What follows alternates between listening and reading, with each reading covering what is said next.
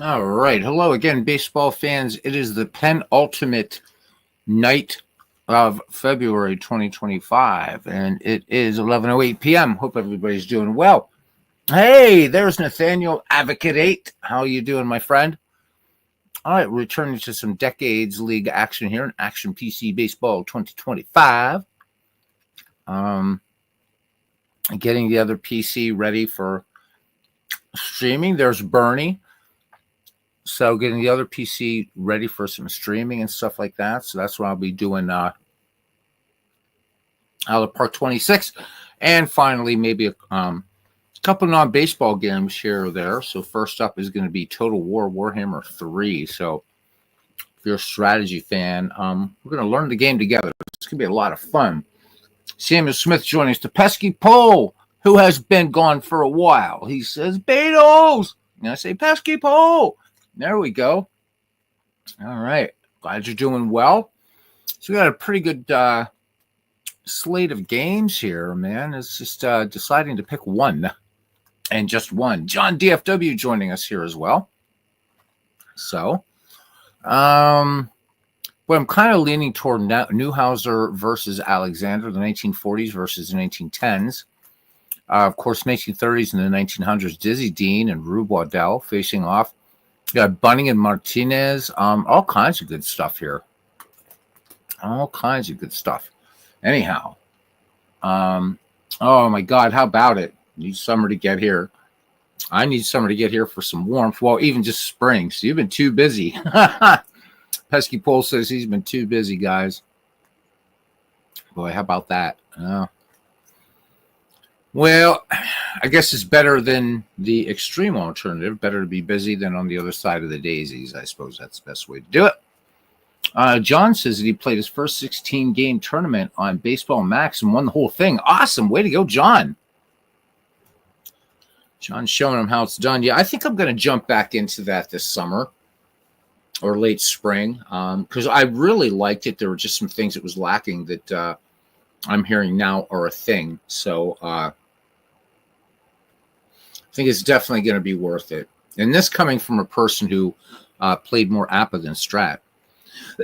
Back in my Cards and Dice days, I really, really like Strat Max. So, yeah, got to say I think it's going to be worth the money. A lot of fun.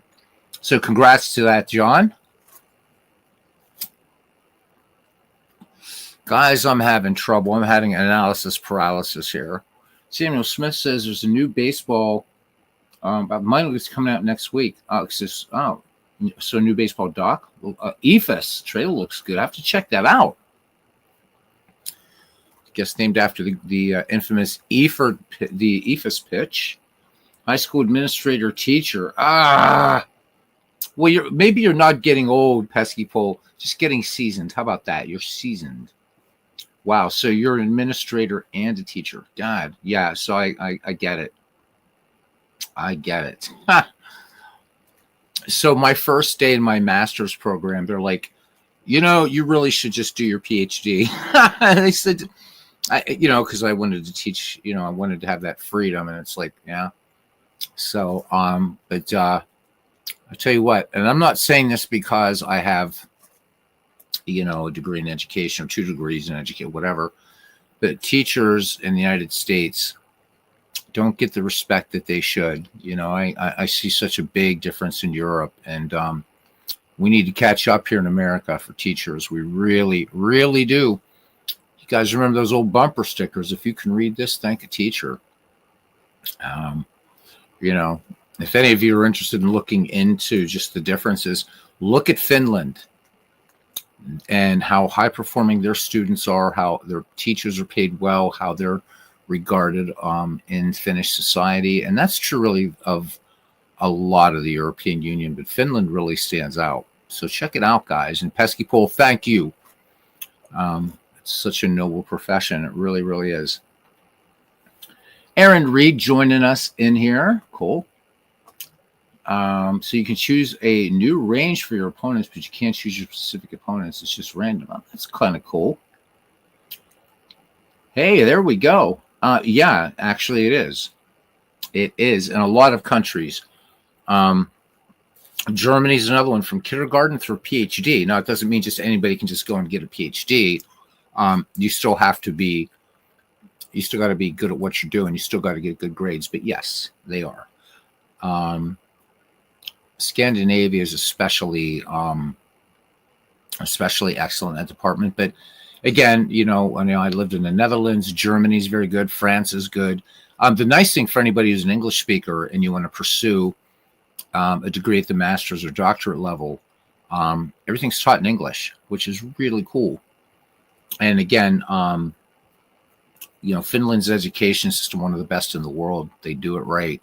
And we could do it in America, but our teachers, I just take a minute here since Pesky Pole brought it up about, just being a teacher, being an administrator. Too many teachers in the United States spend their own money, buying supplies and things like that. And that shouldn't be. We're the wealthiest country on earth. So we got to get with the program here for our teachers and allow teachers to stop teaching to the damn test. Let them teach. Let them teach. Absolutely. They should be more, they should be the most respected. Without educators, nobody can do anything. Nobody can do anything. I don't care if you go to trade school, you go to university, whatever you do. Teachers make it all possible, man. And yes, I guess I'm biased. Yep, we spend the most per student and get bad results. It's very true, John. We really, really do. So Mom was talking about that with me. Yep, Mom was a teacher. Some of the teachers are these days, but many they're doing well. Yes, they are. I mean, come on. And any profession, you're going to have it. But I just, and I'll say this too, because I've taught at the college level. I didn't do the PhD. It was a free ride PhD. I was going to do that in America. I decided to get back to Europe for love. And a year later, that relationship broke up anyhow. I met somebody else cool, but boy, do I regret not doing my PhD now. But I'll tell you what, teachers have a harder job than college professors. They really, really do. You get tenure as a professor, man. You're golden. You're golden. The teachers, they've got to worry about, IEPs and lessons plan, all these things. And, you got a kid who's a smart ass or somebody, teachers can't deal effectively. Professors can just say, well, I'll tell you what, either you can sit here and you're going to get an F, or maybe you should just go down to the registrar's office and just drop the course. So professors do have it quite a bit easier. Teachers, tough job. I remember hearing about an old, it was the old slogan for the Peace Corps in America, the toughest job you ever love. I've got to say that's got to be the same for teachers, at least in the United States. I remember in grad school, I got my master's in education and just reading stories about teachers in inner city schools. And teaching, this was in the mid 2000s and, in the early 2010s. I got my master's in 2013,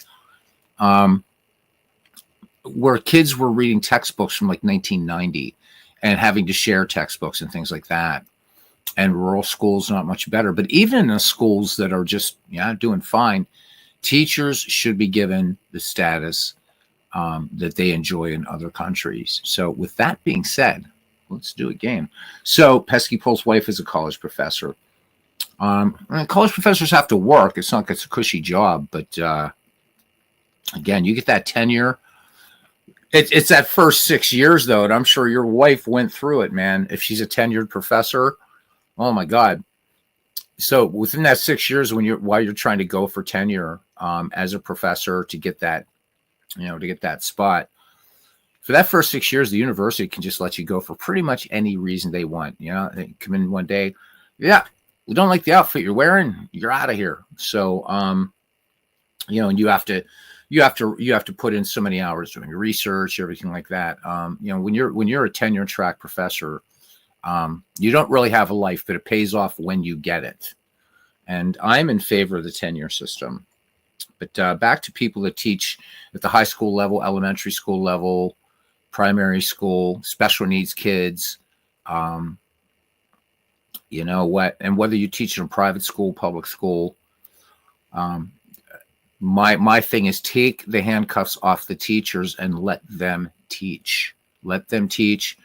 Just don't teach to the test. And I have a lot of friends that are teachers that went into it because of their love of. They wanted to share knowledge. They wanted to help, people help young minds think critically. And instead, they're faced with a whole different thing. But this is Pesky Pole's night. He is not teaching. He's here for some baseball. So let's do it. So she loves college. Yeah, I can well imagine. Again, my professors told me, they said, you would, except for like a school for really wealthy kids, they said, with what you want to teach, they said most school districts would fire you by the end of the day, do your PhD instead. So, and the problem is I've priced myself out of the market because I have a master's degree, but I was never, I can't go be a teacher. I'd have to be a principal. But the only classroom experience I have was teaching at the college level, and that doesn't count, unfortunately. And I never got my license in the Commonwealth of PA. So it is what it is. I can move to Virginia, I suppose, and all I need down there is just whatever. But I think I'll just, I don't want to go down that road. But Pesky Pole, thank you for what you do, man. Seriously. Cannot thank you enough. All right, so you guys want more modern baseball or some old-timey baseball or what here? Because I'm literally having analysis paralysis right now. Got a good matchup here. Roy Halladay versus Fergie Jenkins. We could do the 2000s versus the 1970s. Let's do that one. So Nathaniel says he says, I have a published vignette on my experiences in education from K through your college years. Nathaniel says he wants some old-timey baseball. Well, closest we're going to get an old-timey baseball in this matchup would be Tim Keefe. Keefe and Kovaleski, this would be the 19th century, but I don't see Cousin Ken Castro around, so probably not going to do that unless he pops in. So that might be a bit too old. Let's go with Dizzy Dean then and Rube Waddell.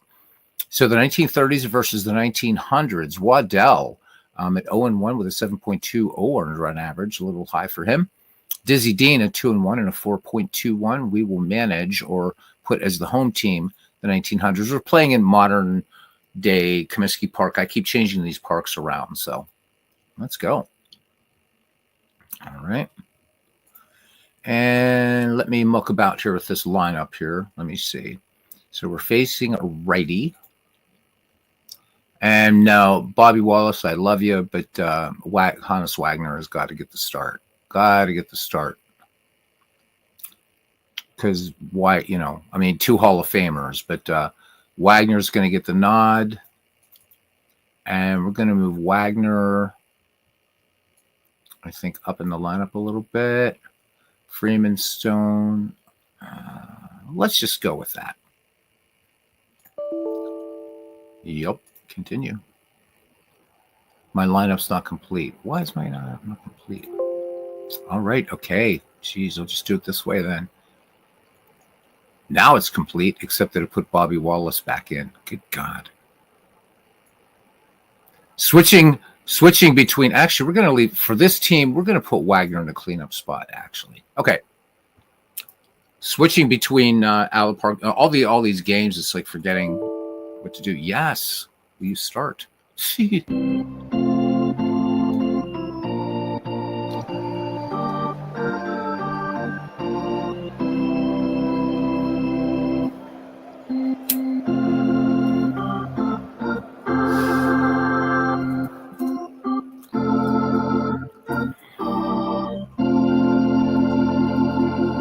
All right, welcome to the South Side of Chicago, where both of these teams are looking around and saying, wow, what's this? Anyhow, we'll be playing the 1930s against the 1900s. Dizzy Dean takes the mound for the 1930 squad. 3 starts in the year, and he's 2-1. This will be his second start against the 1900s, and he's 0-1 against them.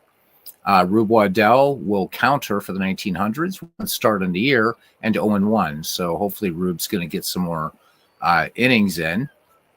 All right, at game time here in the south side of Chicago, it is 51 degrees, the wind speed 11 miles per hour, out to right center field, and there's a light rain falling, and the man in blue says, play ball. All right, looking at the starting defense for the 1900s, in left field, George Stone, and center, Roy Thomas. In right, Buck Freeman. At first base, Dan McGann. At second, Jimmy Williams. At short, the Flying Dutchman, Hannes Wagner. At third, Bill Bradley catching Johnny Kling, late of the Chicago Cubs. And on the mound, the great lefty, Rube Waddell. Leading things off here, former Pittsburgh Pirate, Big Poison, Paul Waner, hitting .326 with 3 runs batted in. Let's have some fun and play some baseball. 0-1 pitch on the way from the native of Punxsutawney, Pennsylvania, to Paul Waner. And here we go. Waner swings. Little roller to McGann at first, and he will wave off Waddell and take it to the bag himself unassisted. So 1 up, 1 down now for Charlie Gehringer, Hall of Famer, second baseman, .326 average, a home run, 4 runs batted in. One of the great Tiger players. Oh, the glory of their times. Oh, my God. Yes, Nate, Nathaniel, absolutely. The glory of their times. Now, there you go. See, Cousin Ken? You were just 5 minutes late. I was going to do a 19th century game, but I'm not going to do it without you. He's still trying to spell cousin. So C-U-Z-Z-I-N. Good to see you, cuz. All right. So Gehringer, did I say he's hitting .326, a home run, 4 runs batted in, 1 away. Just underway, Waddell with the 1-1 pitch. And Gehringer swings this one up the middle, but Jimmy Williams ranges to his right, bare hands, fires on to Dan McGann for the 4-3 putout. So 2 up, 2 down now for the Iron Horse, Lou Gehrig. Lou Gehrig getting the start tonight over Jimmy Fox. Gehrig hitting .275, 2 home runs, 11 RBI. Usually what I do with this 1930s team is I will bring in Jimmy Fox around the 6th inning just so that they can both have playing time. All right, Waddell ready to work. The 0-1 pitch, but Gehrig rips this one straight up the middle and says, you're not taking me out of anything. So the Iron Horse aboard with 2 down, and here's another Hall of Famer, Mickey Cochran, known as Black Mike, hitting .250, a home run, 5 runs batted in. Gehrig at first, 2 away, top of the first here in Chicago. 1-1 pitch. And Cochran rips a line drive to right, and Lou Gehrig turns on the afterburners, and he makes it to third easily. So runners at the corners for the 1930s here, top of the first. 2 down for the center fielder, Earl Averill, Hall of Fame center fielder, former Cleveland Indian, 179 average, a home run, 7 runs batted in for him. Waddell works out of the stretch in the 0-2 pitch. Averill swings, and this one roped to left, base hit. Lou Gehrig will come in to score. Averill picks up the RBI, and the 1930s get on the board. All right, here's old Ace of Pains Hall of Famer Luke Appling, shortstop, .273 average in the season, 2 runs batted in. Earl Averill at first, Mickey Cochran at third. Waddell, again, working from the stretch, the 1-1 pitch, and this one, rope to left, base hit. Cochran will come in to score. Appling picking up the RBI in the 1930s, posting 2. So they are 8 wins and 4 losses. The 1900s, 4 wins and 8 losses. All right, here is Ducky Medwick. Medwick hitting .214. He's got a round tripper, 4 runs batted in for him. Waddell in trouble here, not looking sharp at all. 1-1 pitch. Medwick swings. Bouncer to second. Jimmy Williams hurries his throw, gets it to Dan McGann, who digs it up out of the dirt for out number 3. But 2 runs, 4 hits, no errors. We played a half inning in the 1930s, 2 in the 1900s coming to bat. Looking at the starting defense for the 1930s. In left field, Ducky Medwick. In center, Earl Averill. In right, Paul Waner. What a crazy outfield that is. Going around the horn at first base, the Iron Horse, Lou Gehrig. At second, the Mechanical Man, Charlie Gehringer. At shortstop, Old Aches and Pains, Luke Appling. And at the hot corner, Harlan Cliff, formerly of the St. Louis Browns, catching Mickey Cochran. And on the mound, Old Diz. All right, leading off here, Roy Thomas. Roy Thomas, formerly of Ken's Philadelphia Phillies. Off to a pretty good start here, hitting .458, a home run, and 5 runs batted in. 59 and 84 is a great read. It is a great read. Yeah, and Gehrig not getting the day. It is a shocker, isn't it? All right. Here we go. 0-2 pitch. And Wayner lines this one. Foul ball, left-hand side. This one will make the seats. Count, no balls, 2 strikes. And straightens it out. This time, liner to left, but Medwick has a beat on it and picks it. So 1 away now, and stepping to the plate here is Dan McGann. And the 1930s looking bunt here with Cliff playing in at third and the Iron Horse at first. McGann hitting an even 200 on the season. All right, Diz works. The 0-1 pitch. McGann swings, and this one a rope to left. So McGann aboard, and that will bring up Buck Freeman. Freeman batting in the number 3 slot. Wagner waits in the on-deck circle. Freeman hitting 209. He has 5 home runs, 8 runs batted in for Buck Freeman.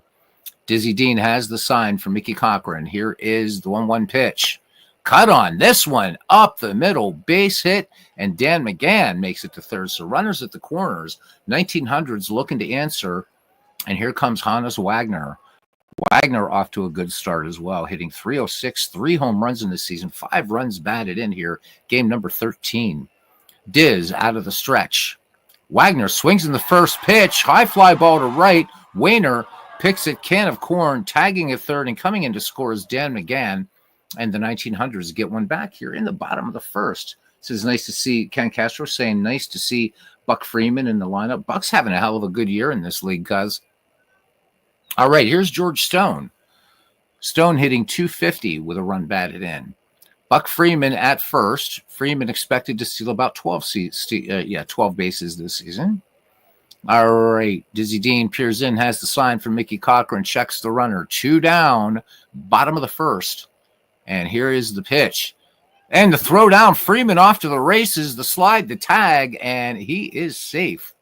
So 1900 is going to bring that running game.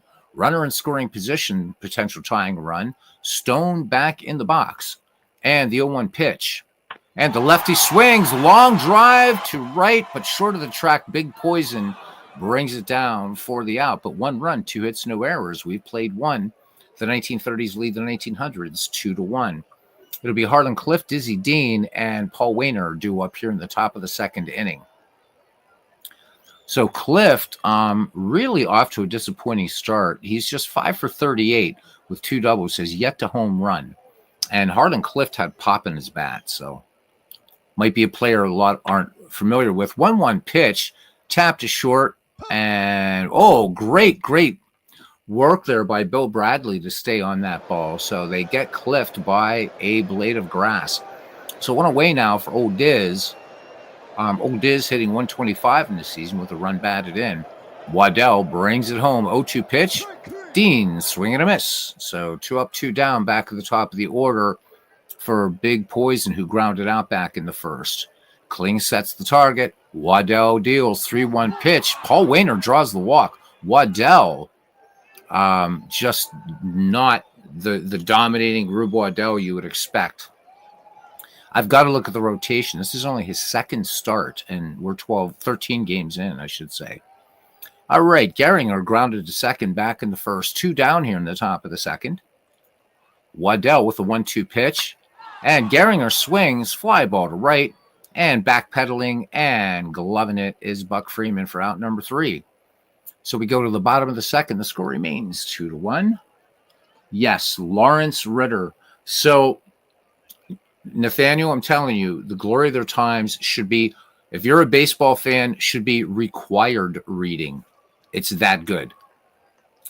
And then, if you want something to listen to while you're driving, so while you read it at home, but you get the audiobook also, or check out Bleacher Bum's gaming channel, his Deadball Diaries, because he uses the audiobook version of Glory of Their Times.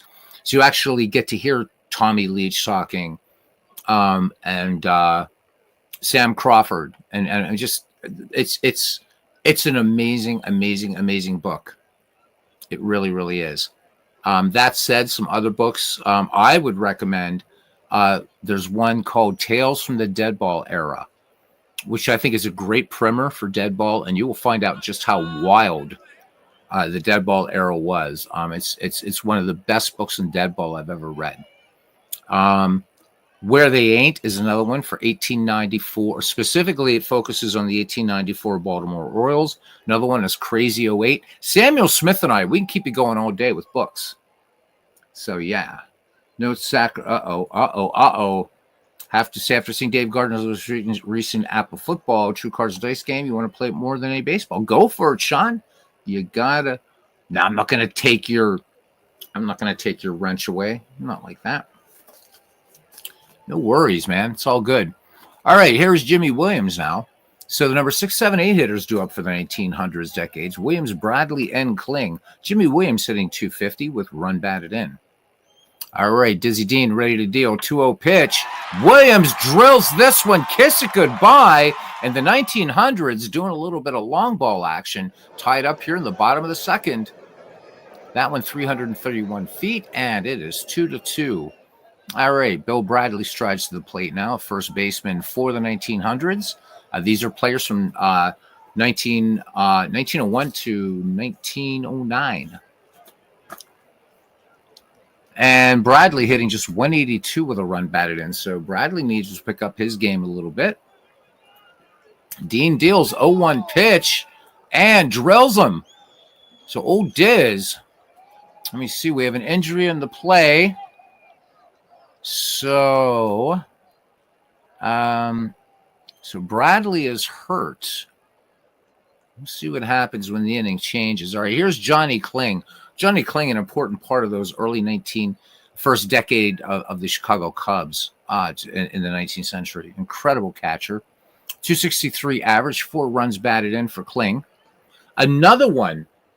Do you want to talk books? Damn it, where did I put it? So you want to get the compilation from Ring Lardner. It's an annotated one. I think it's called the Annotated Ring Lardner. Has the entire You Know Me, Al, and all kinds of other stuff. It's brilliant. It's such a brilliant. Ring Lardner, one of the great baseball journalists of all time. I'm sure Cousin Ken would agree with that. Truth Hurts Wilkie joining us. Chino Smith is a great hitter. And the neat thing about You Know Me, Al, is it's this whole journey of guy starts out as a bush leaguer and all this kind of stuff. And so while the protagonist is a fictional player, you actually meet all through the games. You know, Ring Lardner's talking. You're gonna, Hannes Wagner is in there and Cobb and everything. It's such a great book and wonderful annotations on it. Another one that I cannot recommend too highly. And I did mention Crazy '08, didn't I? Yes, I did. So there's a few books to get you started. Samuel Smith says, do I do? So I haven't done any for a while, and I probably should. I miss doing them, actually, and it's actually, I dug it out. It's sitting right behind me.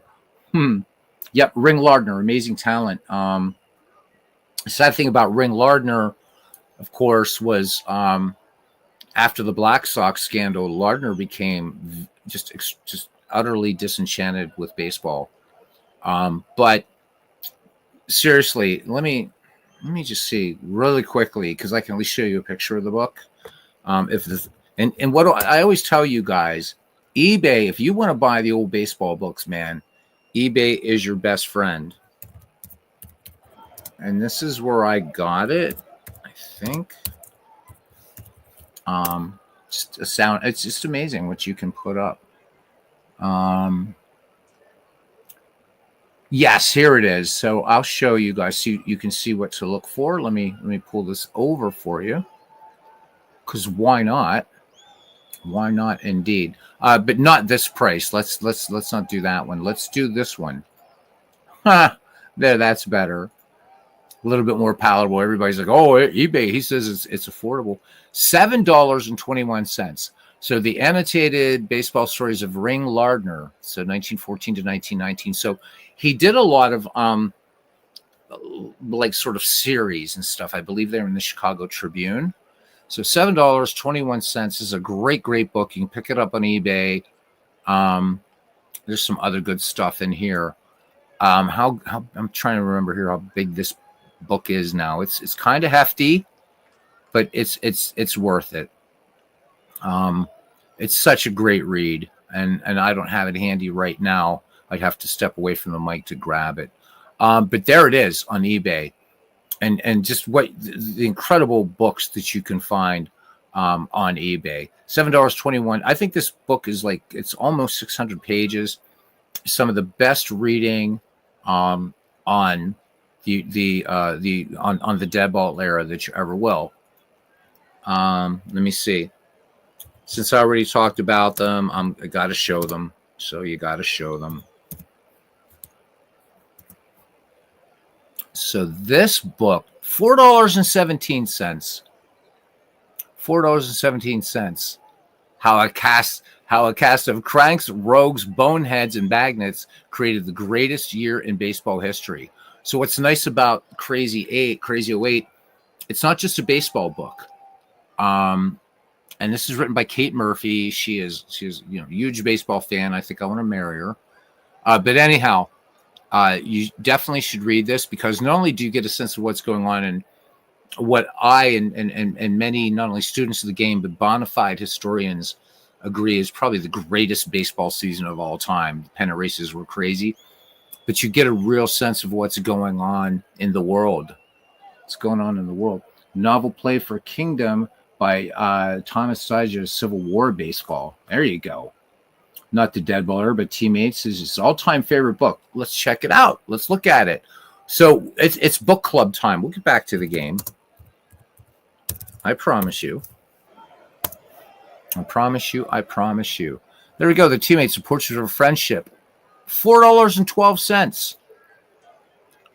I'm telling you, man, hit up eBay and get these wonderful. David Halberstam, of course. David Halberstam. Ken, I don't know your opinion on David Halberstam, but to me, I think he's one of the greats. One of the great novelists in baseball. So, 222 pages of David Halberstam goodness. You can't go wrong. Anything that he has ever written is fantastic. All right. And last but not least, well, no, one more, so, or two more.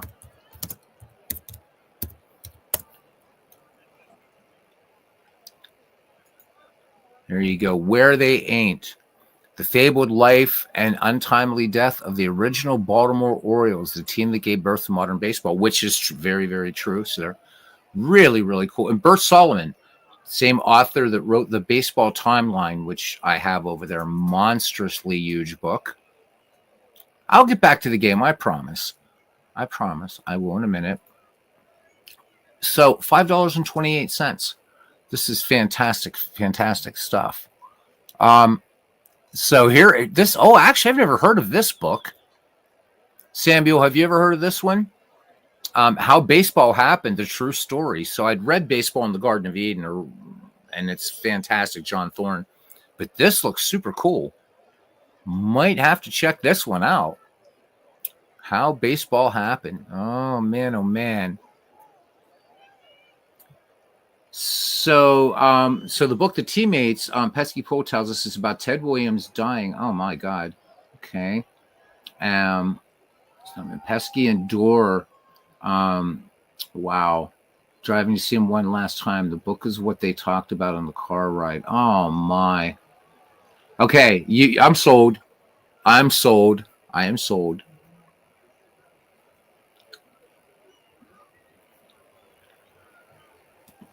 Yeah, I know you guys kind of get screwed, Sean. I do know that.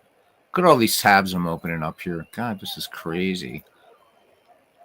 I'm keeping these. So I talked about this Baseball Timeline. This is a big book, and but this is proof positive about how good. And you want to get the one with the baseball. This is the latest edition. Okay. By Bert Solomon. This is $5.40. This is hardcover. It is beautiful. This book is beautiful. It's only up to 2001, but hey, it's 1,216 pages. This thing is a hernia-inducing tome. I will warn you. But this is a superb resource. There are a myriad different ways of reading, going through the baseball timeline. It's bloody fantastic. $5.40. You can't beat it. You can't beat it. All right. Lots of other great books out there from all eras of baseball. But finally, even though he ordered it, we have to highlight it here for a second. Yeah, the glory of their teams times two. There we go. This really is required. I do. I've always felt this is required reading. You can find older editions of it. There's one for $5. Best $5 you'll ever spend. Right there. Is The Glory of Their Times by Lawrence Ritter. Now, one more, and I'm not going to show it on here because we do got to get back to the game. There's another one. Hey, there's Todd B. His big hair and plastic grass. A fun read. All right, good stuff. We're gonna start calling this we're gonna name this book club eternally. Anyhow. Damn it, what was I gonna say? There's something about a book. Now I forgot. Oh yeah. So Dr. Harold Seymour, may his memory be eternal, had set out an ambitious project to write this amazing history of baseball. And when I watched the Ken Burns documentary, like the second time, I've seen it like a million times, I'm like, this sounds familiar. That sounds familiar. So Jeffrey Ward, who wrote the whole thing, the baseball thing, right? Jeffrey C. Ward wrote that. So much of the documentary and Jeffrey Ward's book is taking from the writings of Dr. Harold Seymour. So he had planned 4 books. 3 of them, he's no longer with us, as I say. So one was called The Early Years. One is The Golden Age, which is all about dead ball baseball. And then there's another volume called Baseball, the People's Game. And it's super fascinating because it's about semi-pro baseball and its beginnings and early years. Dr. Harold Seymour, baseball historian, and I wish he would have written that fourth volume of his baseball history, but alas. Yep, there you go. John DFW telling you right here. He says he has Glory of Their Times in his nightstand, and it's a good read. Ken bought this quick read for your son last month. Nice Winter by the Fire read. Drive into the Gap by Kevin Guilfoyle. Drive into the Gap. Yep. Is a true story about fathers and sons baseball. Awesome stuff. Good stuff. So there we go. Pesky Pole giving us a good one here. The Teammates. So all kinds of good book recommended. Keep them flying, guys. Keep them flying. All right, 2-2 your score now. Nobody out, and here's Johnny Kling. Bill Bradley at first, and Bradley, decent speed. All right, Dizzy Dean, now it's a whole new ball game. And here's the pitch. Kling swings. Oh, throw down, and they got Bill Bradley. So Mickey Cochran came up gunning. Johnny Kling, by the way, riding a 6-game hitting streak. So 1 away in the caught stealing. Dizzy Dean brings the 0-1 pitch, and Johnny Kling looks at strike 3. So 2 down now, and here's Rube Waddell. So Rube Waddell, not a very good hitting pitcher, and making his first plate appearance here. Diz deals 1-0 pitch, easy fly ball out to center field. Averill ranges to his right and pulls it down. But 1 run on 1 hit, no errors. 2 in the books here, and we are knotted at 2. And we will see Lou Gehrig, Mickey Cochran, and Earl Averill do up. The Iron Horse singled up the middle back in the first when I was talking about bringing in Jimmy Fox in the middle innings. 3-1 pitch, Gehrig draws the walk. So Gehrig aboard, and here comes Mickey Cochran, Black Mike, with a single back in the first.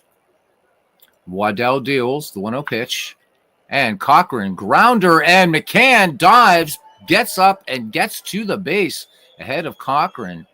And looks like we have another little injury in the game, but a little bit of a calf muscle it looks like. So we'll see what we'll do here. All right, here's Earl Averill now. Averill had an RBI single that scored Lou Gehrig to give the 1930s their first of 2 runs back in the first. Waddell brings it home, and this one bunted out in front of the plate. Foul ball. For 1 pitch, Averill back to the mound, Waddell to McGann, and moving to third on the play is Lou Gehrig. So 2 away now, and that will bring up old aches and pains, Luke Appling, and he has the responsible for the other 1930s run, an RBI that scored Mickey Cochran. All right, so Gehrig 90 feet away at third base, 1930s looking to take the lead again. Waddell from the stretch in the 1-1 pitch. Appling swings, line drive, base hit to right. Lou Gehrig will come in to score. Appling picks up the RBI, and the 1930s back on top, 3-2. Kent says not a book, but since he uses ASMR to sleep, site called Sleep Baseball, which is a full fake game broadcast. Works like a charm for me. The way that Ken, I used to do the same thing with Ernie Harwell baseball. Same thing. Awesome stuff. Though of course it's not ASMR, but still good stuff. Yep, just a sleepy small town ball game over an AM radio. I'll have to look at that. It says no yelling, no loud commercials. Nice. Second coming of Ty Cobb. Oh, you're welcome, Nate. Nathaniel says to everybody, I've just given him 3 names. He says thank you to everybody for the book suggestions. Second coming of Ty Cobb. That could be fun. Anything, and now I don't want to get getting cousin all uppity here, because we know what he feels, and I agree with him about Al Stump. Any sort of work that can sort of rehabilitate the violence done to Ty Cobb by the hack Al Stump, it would be greatly, greatly welcomed. All right, Ducky Medwick, 0-for-1, grounded to second last time. Appling picking up the RBI here, scoring Lou Gehrig. Waddell with the 1-2 delivery, and Ducky Medwick swing and a miss, strikeout. But a run on 1 hit, and there were no errors. We go to the bottom of the 3rd inning. The 1930s lead the 1900s 3-2. Got a good ball game. There we go. Sleepbaseball.com. There it is, guys. Put it up there for you. Check it out.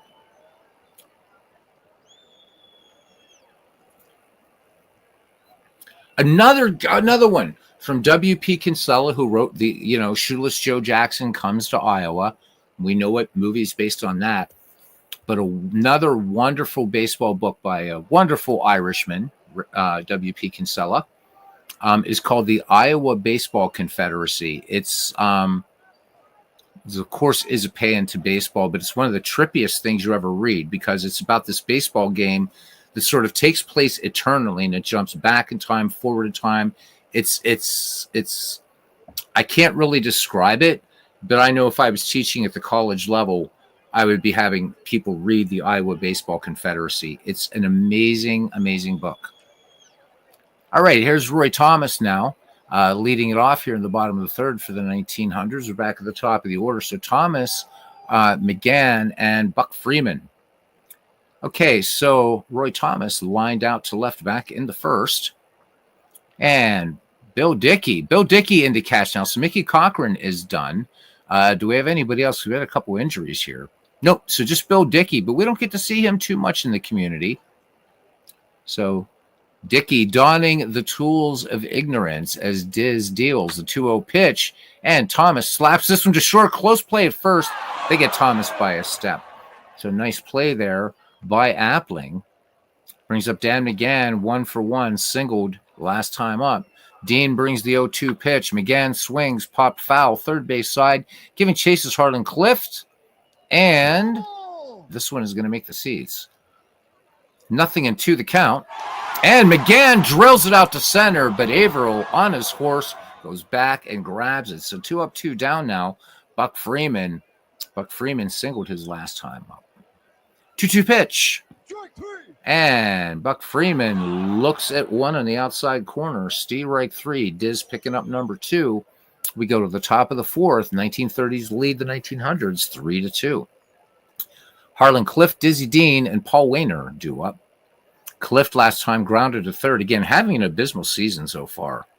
But if Clift catches fire, there's going to be some horsehide leaving the pasture, that's for sure. Waddell deals 1-1 pitch.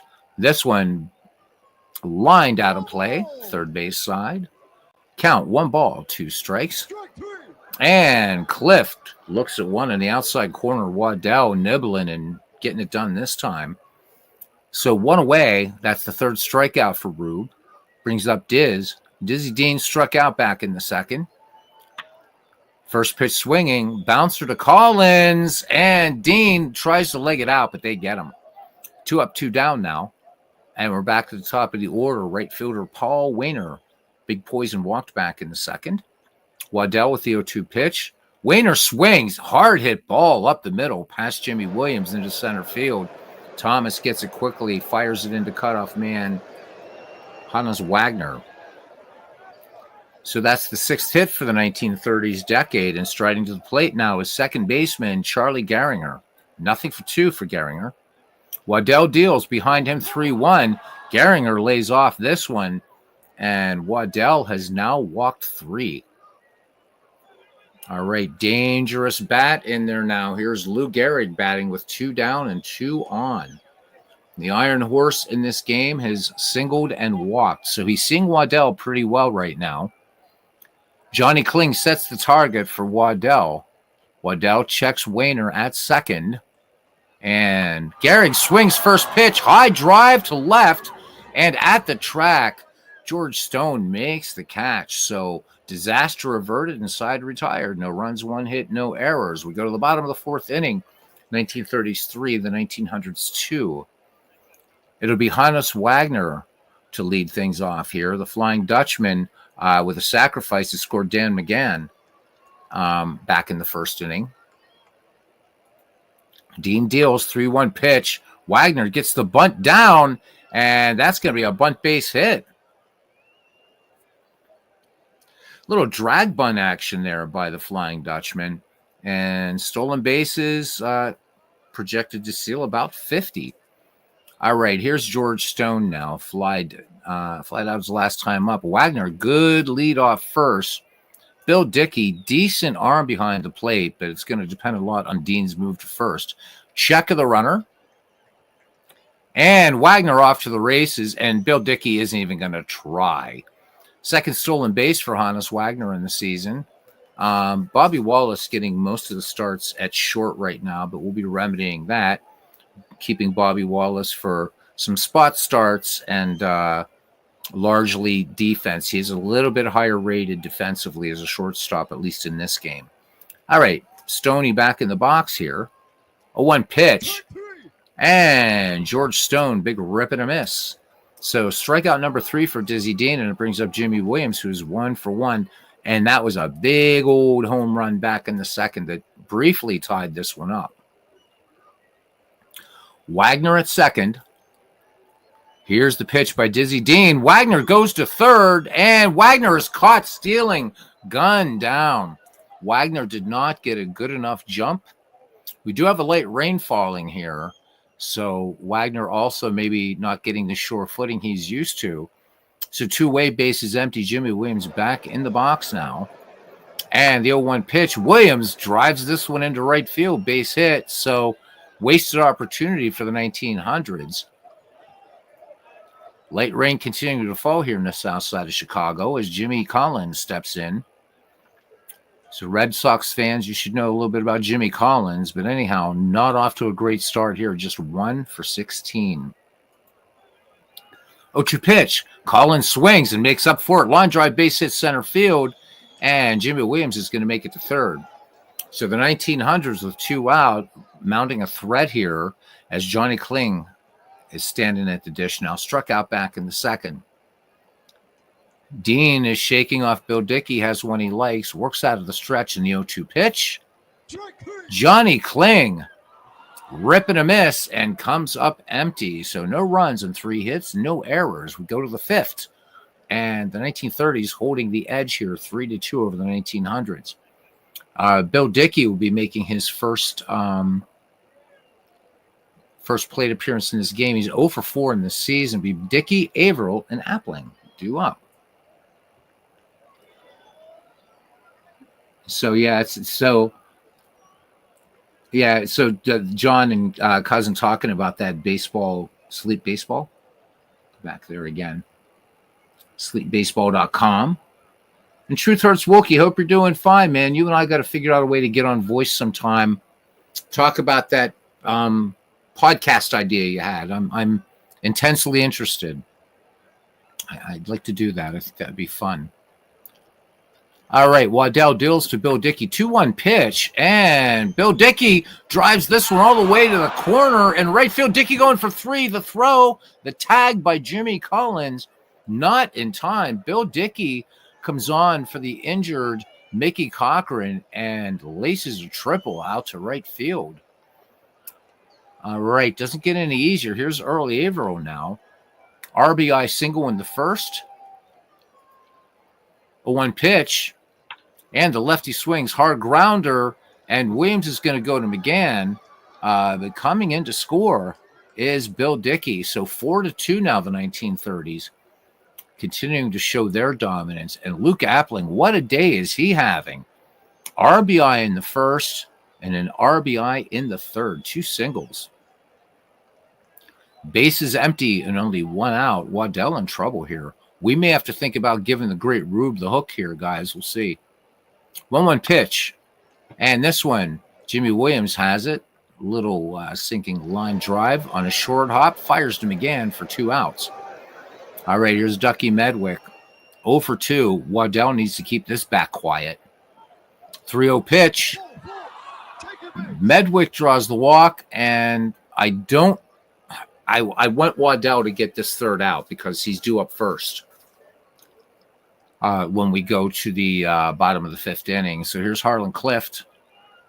0 for 2. His woes continue at the plate. Waddell, 1-2 pitch. Clift, 2-hopper to Jimmy Williams. He's going to, 2-hopper, and that will do it. So 1 run on 1 hit, no errors.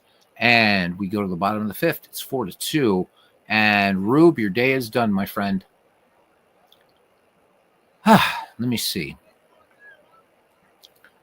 Well, when times get tough, you just got to get yourself a beast in there, and the beast of the McGreevy League is going to come in to pinch hit. So Napoleon Lajoie will come in, and in fact, we'll probably, let me see here, we could keep Lajoie in to play second, so we'll see. He'll switch a Rooney here or something. Lajoie on the season hitting .319, a home run, 6 runs batted in for him. Dizzy Dean ready to work now. 4 strikeouts for him. Has not walked a batter. 2-2 pitch. And, Gehringer, what a play going to his right. And he gets the speedy Lajoie. Uncorks that pill quickly. Back at the top of the order now for former Philly Roy Thomas.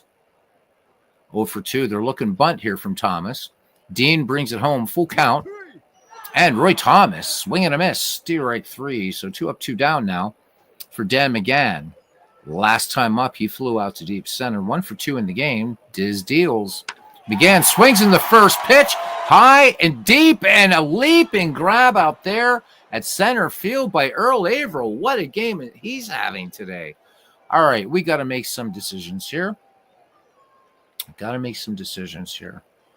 I think we're going to sit Lajoie, and we're just going to bring in a pitcher. Let me see here. Vic Willis. Willis is pretty rested. I think we can bring in Vic Willis. They're seeing Waddell pretty well, and I'm really not too sold right now on either Nap Rucker or Harry Suter. I'm going to try to keep this game under control. So let's bring in Hall of Famer Vic Willis. Well, yeah, because McGinnity, although he could pitch all day, still Cheesebro, I want to see. It's gonna have to be Vic Willis.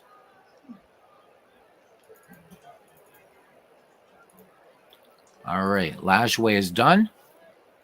So let's look at Vic Willis. Not doing so great here. He needs to bring that ERA down. 15.19. He's 0-1 with a save. 5 1/3 innings pitched. He's given up 2 home runs, 3 walks, 4 strikeouts. All right, top of the 6th, and he will face Dizzy Dean, Paul Waner, and Charlie Gehringer. Willis, 1-2 pitch.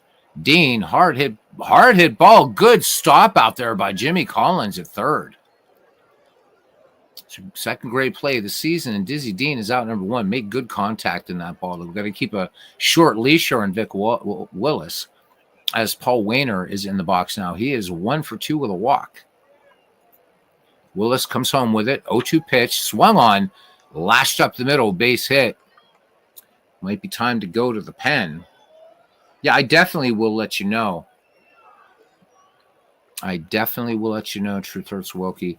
Willis isn't looking too sharp out here, baseball fans.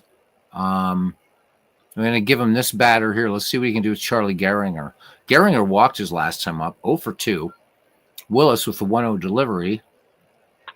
Gehringer swings, tapper to first. McGann races Gehringer to the bag, and to no avail. All right, let's put it to the chat. Are we going to give Willis the hook? Do we want to try to see if he can still turn a double play here? What do you think, guys? I'll let it for a minute and give a couple people a chance to answer here. What do we do about Vic Willis? Hall of Famer here trying to keep this game close. Waddell just not on his game today.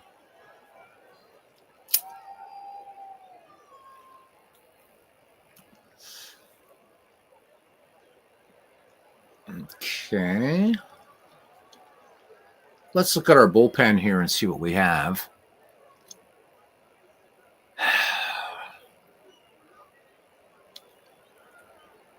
Oh, man. You know what? Maybe we do. Man, it's Lou Gehrig up there, too. That doesn't make things any easier. So none of these guys hit percentage-wise are looking exactly sharp. Let's do a mound trip.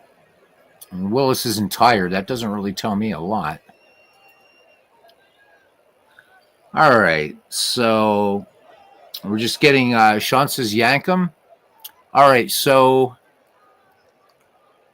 let's bring in Harry Suter.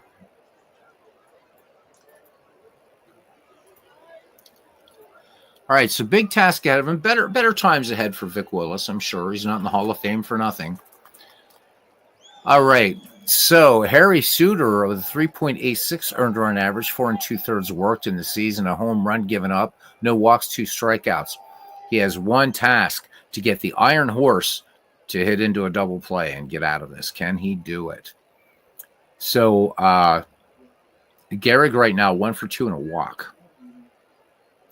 Waner at second, Gehringer at first.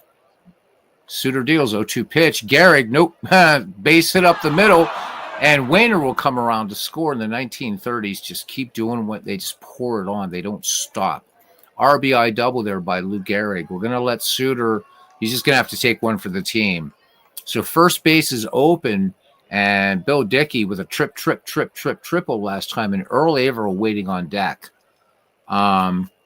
And I don't expect Averill to ground into too many double plays. We're going to leave Suter in there. He's just going to have to do it. 0-2 pitch. Dickey swings. 2 hopper to McGann, but coming in to score is Charlie Gehringer. It's 6-2. This game getting away from the 1900s quickly. All right, here's Earl Averill. Averill is 1 for 3. RBI in the first, and RBI in the 5th. Here's the pitch. Averill, first pitch swinging. Long fly ball to center. Roy Thomas makes the catch. And this inning mercifully over. 2 runs, 3 hits, no errors. We go to the bottom of the 6th inning.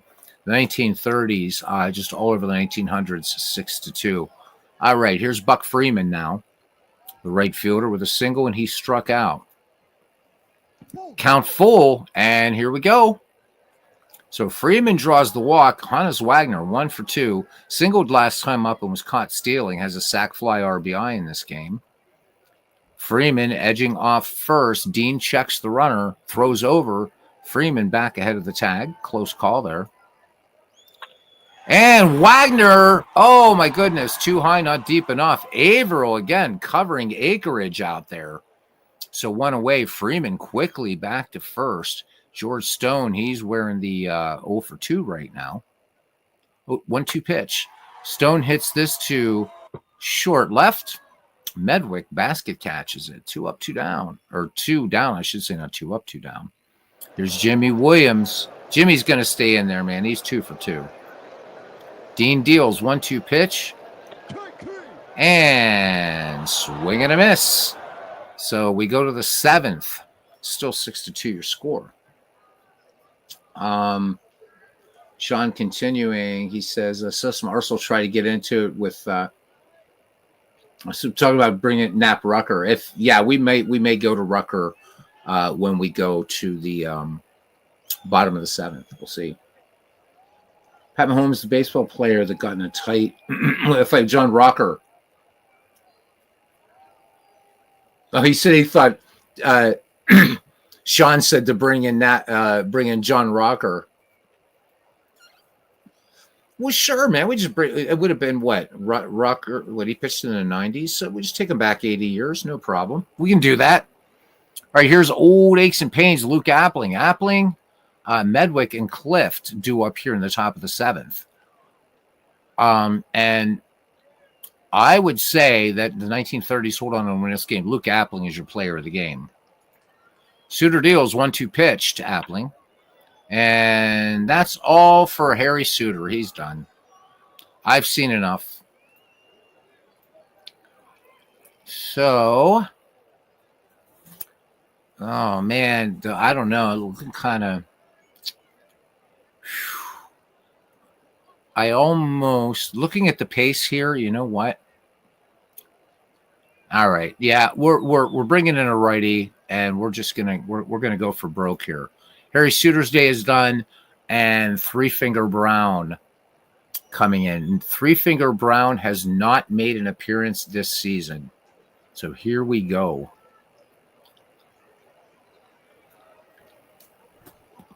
Well, I want to get Brown some innings, and I want to get him in the starting rotation. So a 1 pitch. Medwick swings. Tapper. Oh, look at this. We got us a 3-6-3 double play. How about that? So 1 pitch and Three Finger Brown gets 2 outs. Not too bad. Here's Harlan Clift. Should be the 3rd out the way Clift has not been hitting. 1-2 pitch. Harlan Clift cuts and misses. 7th inning stretch time. 6-2.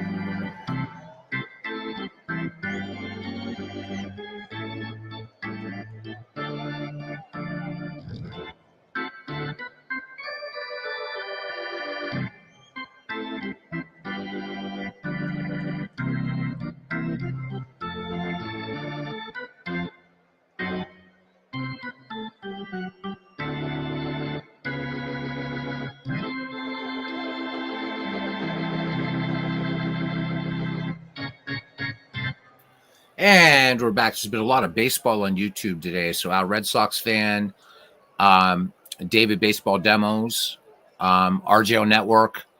So lots of baseball today, guys. Lots of baseball this evening. All right. We got to work Three Finger Brown into the rotation. Just have to do it, man. Not just because of that. Can't have Three Finger Brown sitting on the bench and Christy Mathewson in the rotation. These two have to be in the same rotation. All right, so Jimmy Collins singled back in the 4th.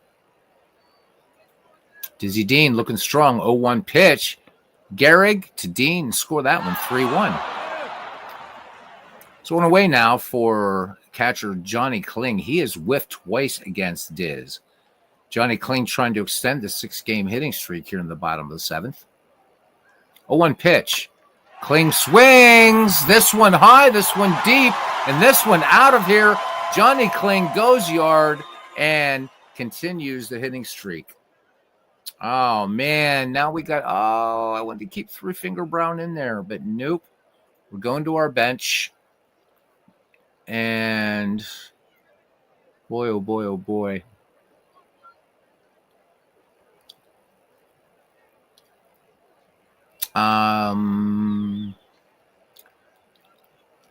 Let's go with Elmer Flick.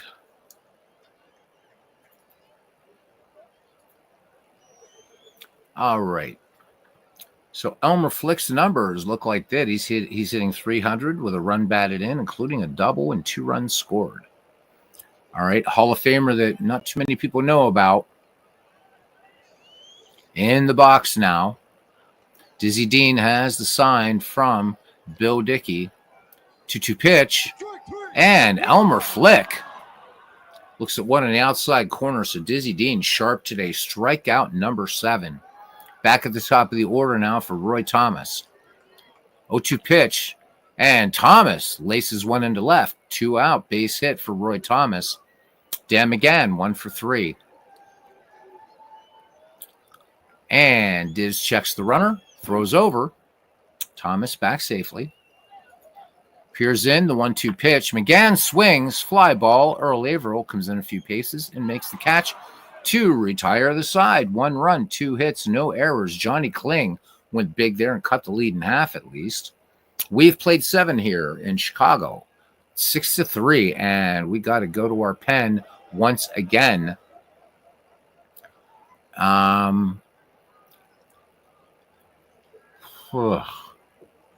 right, just because Sean mentioned it before, we're going to, although, no. Well, I'm bringing in Mathewson. Elmer Flick's day is done. So Christie could work on getting the ERA down a little bit. He's at 6.19. He's 1-1 in the season with 9 strikeouts, 8 walks. All right, Matty has finished his warm-up pitches. When we get to the bottom of the 8th inning, we will see Freeman, Wagner, and Stone for the 1900s. And for now, we're going to see Dizzy Dean, Paul Wainer, and Charlie Gehringer. So old Diz has struck out and grounded out twice. Matty deals 3-1 pitch, and Dizzy Dean drives us into right field, base hit. So these 1900 pitchers just not getting it done. Except for Three Finger Brown getting that quick double play and then the strikeout. And Paul Wainer 2 for 3. Matty deals 1-0 pitch behind another hitter, popped high around the plate, and Johnny Kling makes the catch. So 1 away. That was a big out there. It's Charlie Gehringer now. Gehringer 1 for 3 in the game. Mathewson looking for the fadeaway pitch, and this one, fly ball. Roy Thomas makes the catch. So out number 2. And here comes Lou Gehrig. So Gehrig, RBI double back in the 6th, his last time up. Big 6 to the Iron Horse. 0-2 pitch. Gehrig taps this one. McGann takes this 3 unassisted. We go to the bottom of the 8th. It is still 6-3. Buck Freeman, Hannes Wagner, and George Stone do up. Freeman in the game walked his last time up. Dizzy Dean has the sign from Bill Dickey. 0-2 pitch. Freeman swings up the middle. Gehringer to his right. Fires on to Lou Gehrig. So we don't worry about pitch counts in this game. Not with these 2 leagues, or these 2 teams especially. All right, here's the Flying Dutchman, 1 for 3. Dizzy Dean ready to work. Wagner, first pitch swinging, tapper to third. Clift, long throw across the diamond, and gets the speedy Wagner by a blade of grass. 2 up, 2 down for George Stone. Stone, nothing for 3, sitting on the bubble here. Cuts in the first pitch. Hard hit ground ball, but once again, Charlie Gehringer to his right. And that does it, man. We go to the 9th inning. The 1930s leading the 1900s 6-3. So the 1930s looking to gain ground on the 1980s, who are, I believe, just a half game up on the 1930s in this league. When we get to the bottom of the 9th, we will see Williams, Collins, and Kling. But for right now, here in the top of the 9th, the 1930s is Bill Dickey, Earl Averill, and Old Aches and Pains, Luke Appling. So Dickey has a triple and an RBI. 2-0 pitch from Matty. Soft fly ball, pop up in the infield. Jimmy Williams calling off Dan McGann will make the catch at second, 1 away. For Earl Averill, again, in line to be player of the game here, I believe. Big Six deals, 0-1 pitch. Averill, again, drills this one up the middle. That one a rope. So 3 hits today for Earl Averill, and here comes Luke Appling. Appling having a good day as well, man. He's 3 for 4. 2-0 pitch. Appling cuts on this one. Grounder, McGann to Wagner. Back to McGann. 3-6-3. Inning-ending double play. We go to the bottom of the 9th. Dizzy Dean will face Jimmy Williams here to start things off. So Jimmy is 2 for 3. So good ball game for him today, including that big home run back in the 2nd inning. Dean deals. 1-0 pitch. Williams swings. Bounder to 3rd. Cliff to Gehrig. Score that one 5-3. 1 down. Jimmy Collins grounded out his last time up, 1 for 2. Diz looking for a complete game win here. 0-2 pitch. Collins swings. Lazy fly ball to left. And Joe Medwick camps under it and makes the catch. 2 up, 2 down. And it's down to Johnny Kling. Johnny Kling homered his last time up. Dean deals. 1-1 pitch. Kling swings. And this one hit on a line into center field. Averill playing it on the short hop. And Johnny Kling is aboard. Christy Mathewson, his day is done. And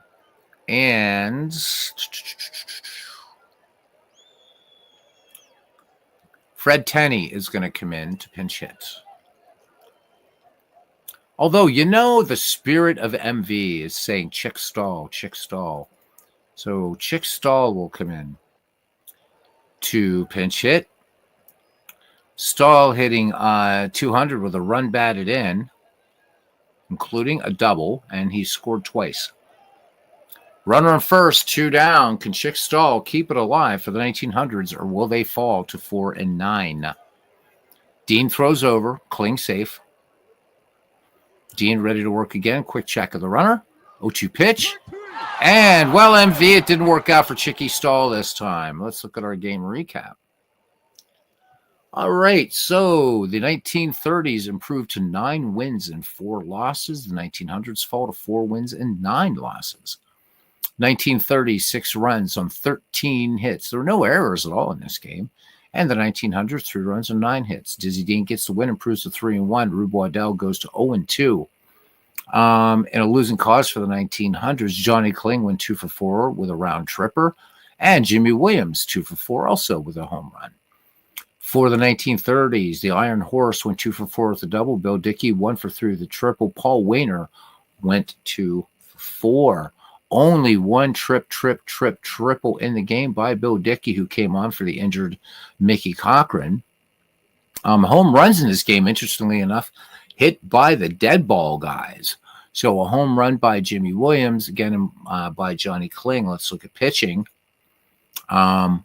Dizzy Dean goes the distance, 3 runs, all earned, 2 home runs, walked 1, struck out 8. So Diz with an ERA now of 3.89. Sad story here, though, for the 1900s. Waddell just bad today. 5 innings pitched, 7 hits, 4 earned runs, walked 4, struck out 3. Vic Willis came on, just worked 1/3 of an inning. Let me see. Then Suter came in, worked 2/3 of an inning. Three Finger Brown came in, got a strikeout and a double play. Christy Mathewson worked 2 in relief. All right. Let's see who the game says player of the game is, and I usually will disagree.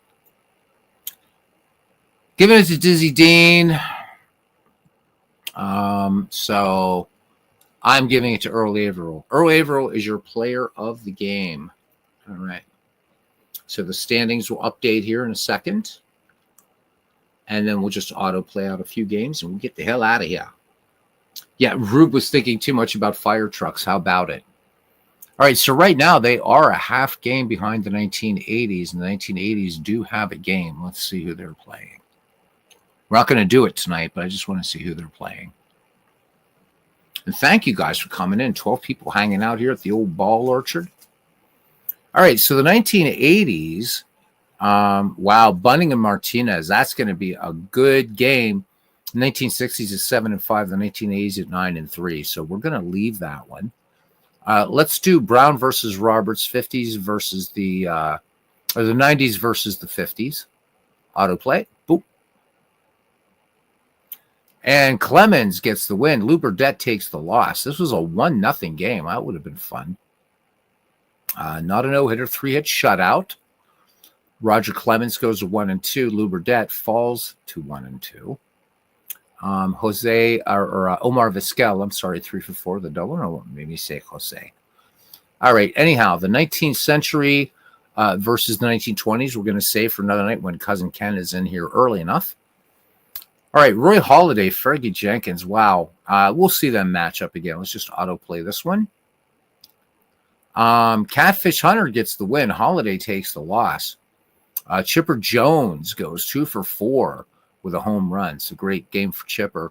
Newhouser and Alexander were also going to save, and Bunning and Martinez. So still some good games to go. I am savoring this league, taking my time. And let's see if anything has changed. I mean, obviously not the top of the 1940s. 1940s are really the big surprise. They are 8-4 right now. And they have a hell of a good roster. Hitting really doing it for them. It's good stuff. Thanks, guys, for coming in.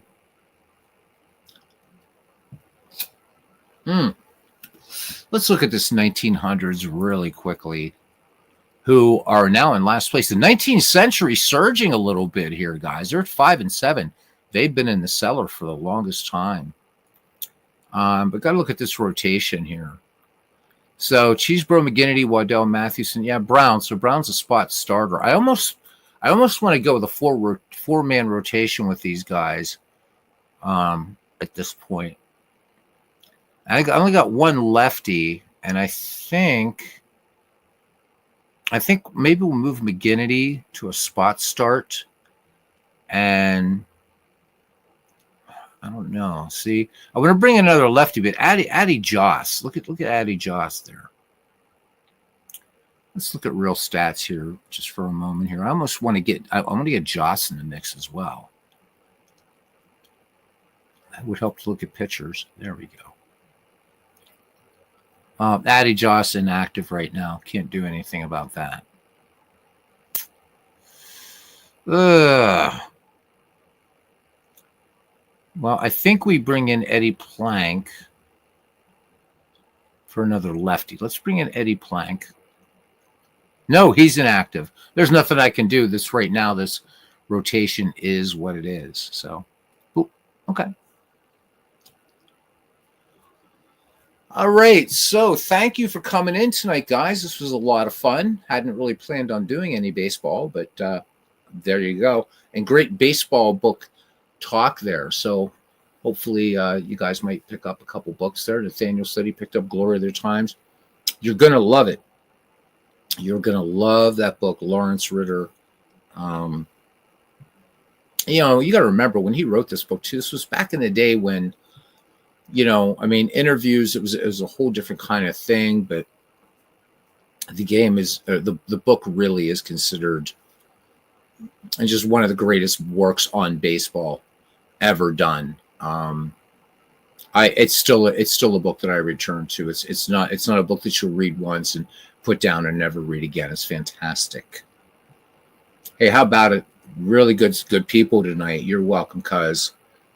All right, so to Truth Hurts Wilkie, to Cousin Ken Castro, Heart and Soul is Chino, John DFW, King of All That Is Discord, Nathaniel, who's also Advocate 8, and Nate and Nathan, the man of 1,000 names, was in here with us tonight. Sean, of course, our good friend from north of the border. Thank you, buddy, for coming in.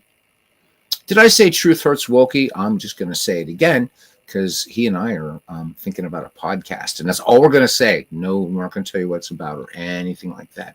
Todd B was here for a little while. Thank you, Todd, for coming in. Appreciate you as always, man. Pesky Pole. There we go, man. The man, the myth, and the legend. Check out that great channel there. Good stuff. Bernie Strom was with us for a while. Donald Holcomb. Donald, I'm so sorry I didn't see you here. So I hope you'll come back and see us. I sometimes will actually do a game. It's pretty weird. Samuel Smith.